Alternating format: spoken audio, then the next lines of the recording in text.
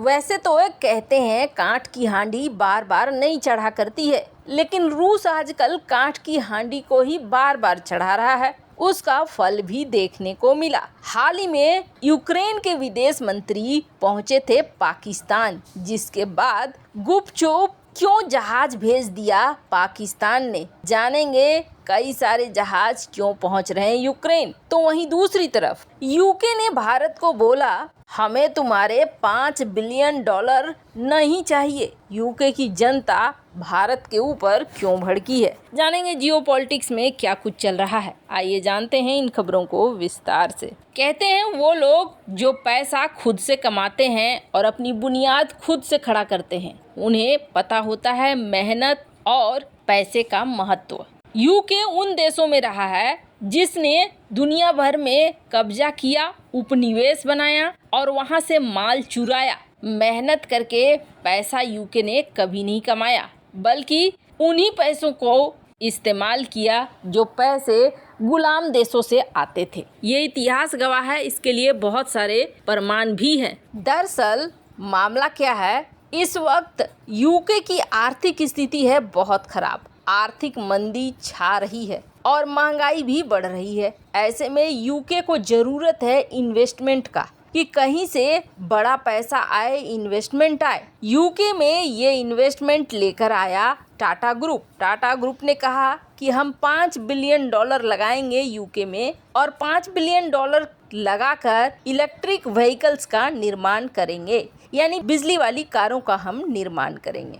बात तो बहुत अच्छी वाली हो गई। $5 बिलियन इतना का निवेश एक बड़ा निवेश है। और इस वक्त जिस तरीके से यूके की आर्थिक स्थिति है, वैसे में ये किसी संजीवनी बूटी से कम नहीं है। लेकिन यूके की जनता ऋषि सुनक सरकार पर टूट पड़ी। ऋषि सुनक सरकार ने इस इन्वेस्टमेंट के दौरान ये कहा कि ये बहुत अच्छा इन्वेस्टमेंट है, ऐसे समय में ये इन्वेस्टमेंट नए दरवाजे खोलेगा और ये हमारे विकास के लिए बहुत अच्छा है। कुल मिलाकर ऋषि सुनक ने भी अच्छी बातें कही, पर यूके की जनता भड़क गई। अब यूके की जनता ने इस तस्वीर को शेयर करना शुरू कर दिया। इस तस्वीर में क्या दिख रहा है? इस तस्वीर में दिख रहा है कि रतन टाटा हैं और नारायण मूर्ति हैं, जो कि ऋषि सुनक के ससुर हैं।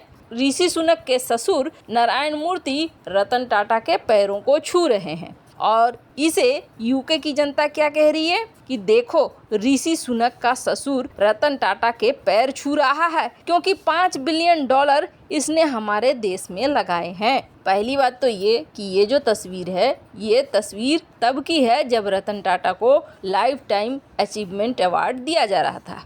और दूसरी बात ये है कि रतन टाटा और नारायण मूर्ति दोनों ही अपने अपने क्षेत्र के दिग्गज हैं, दो बड़े महारथी हैं। इनके बारे में ऐसा सोचना और ऐसा कहना एक तो मूर्खतापूर्ण है। दूसरा ये यूके की जनता ये नहीं जानती है कि पैरों को छूना और आशीर्वाद लेना ये भारतीय संस्कृति का हिस्सा है, जिसे नारायण मूर्ति निभा रहे थे। पर मामला क्या है? पैसे आने से तो लोग खुश होते हैं, यूके की जनता भड़की क्यों है? यूके की जनता ये कह रही है कि ये जो पैसे हैं, इस पैसे के बदले में तुमने $500 मिलियन का सब्सिडी दिया है टाटा ग्रुप को।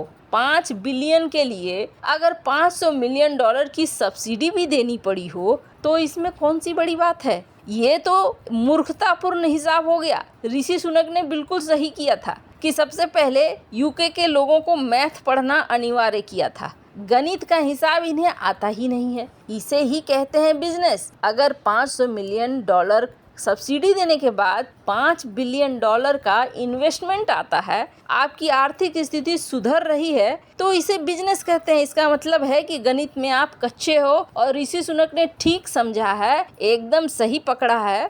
सबसे पहले यूके की जनता को गणित सीखना चाहिए। खैर, अब देखना होगा आगे ये इन्वेस्टमेंट जारी रहता है या नहीं रहता है, पर टाटा ग्रुप यूके को बचाने की एक कोशिश जरूर कर रहा है। खैर, कहते हैं ना, नकटा बूचा सबसे ऊंचा, नंगा कभी भी बदलने वाला नहीं है।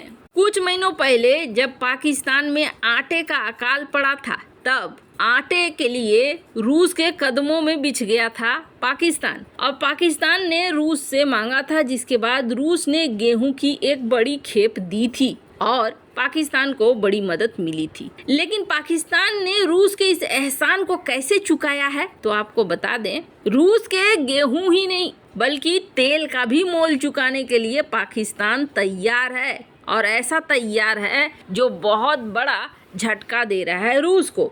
20 जुलाई को इस्लामाबाद पहुंच चुका है यूक्रेन का विदेश मंत्री दिमित्री कुलेबा। 2 दिन तक ये यहाँ रहने वाला है।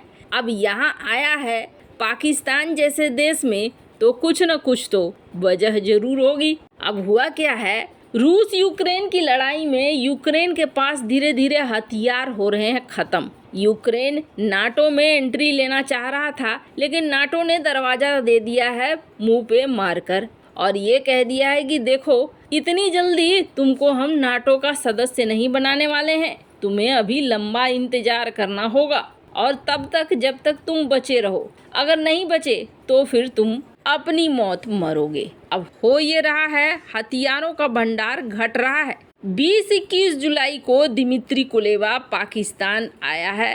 पाकिस्तान के विदेश मंत्री बिलावल भुट्टो, पाक के पीएम शहबाज शरीफ दोनों से मुलाकात किया। अब पाकिस्तान क्या चाहता है, वैसे तो 1993 से यूक्रेन के उसके संबंध रहे हैं, लेकिन कुलेबा की पाकिस्तान की पहली यात्रा है जो कुलेबा यहाँ पहुँच रहा है, वो भी ऐसी स्थिति में जब पाकिस्तान के पास खुद ही खाने के लाले पड़े हुए हैं। कुलेबा यहाँ पहुंचकर ये कहने जा रहा है कि भैया हम तुम्हारे हथियार खरीदने आए हैं, दाम बोलो और पैसे लो। पाकिस्तानी कंपनियों के लिए इस वक्त इससे अच्छा कुछ नहीं है, और ये इस संघर्ष का फायदा भी उठाना चाह रहे हैं। कहा जा रहा है कि यूक्रेन से डील लगभग पाकिस्तान ने पक्की कर ली है। पहले भी पाकिस्तान अलग अलग एयरबेस से भेज चुका है पश्चिमी देशों के अधीन होकर हथियारों के बड़े जखीरों को, लेकिन इस बार सीधे सीधे पाकिस्तानी एयरबेस से सप्लाई होंगे हथियार, और विदेशी देशों में डिफेंस सप्लायर और कॉन्ट्रैक्टर्स के साथ साथ अब नूर खान एयरबेस को यूक्रेनी सेना के लिए सैन्य उपकरणों के लिए ट्रांसपोर्टेशन के लिए इस्तेमाल किया जाएगा। मतलब खुली छूट दे दी है अब पाकिस्तान ने। रूस के एहसानों का सबसे अच्छा और सबसे बढ़िया वाला एहसान चुका रहा है, ऐसा लग रहा है पाकिस्तान। खैर, कूटनीति में ये चीज़ें मायने नहीं करती हैं। अब जब पाकिस्तान हथियार दे रहा है खुद लेने के लिए, जेलेंस्की का दूत आया हुआ है, तो भी पुतिन के सामने अगर तेल और गेहूं के लिए हाथ फैलाएगा पाकिस्तान, तो भले उसे मिल जाएगा। क्यों? क्योंकि पुतिन को भी पैसे चाहिए। पाकिस्तान कहेगा हमें भी तो पैसे चाहिए, इसलिए तो हम हथियार बेच रहे हैं। वैसे इन सब मामले में आपकी क्या राय है, कमेंट कर जरूर बताएं। जल्द मिलते हैं अगले वीडियो में नई खबर के साथ।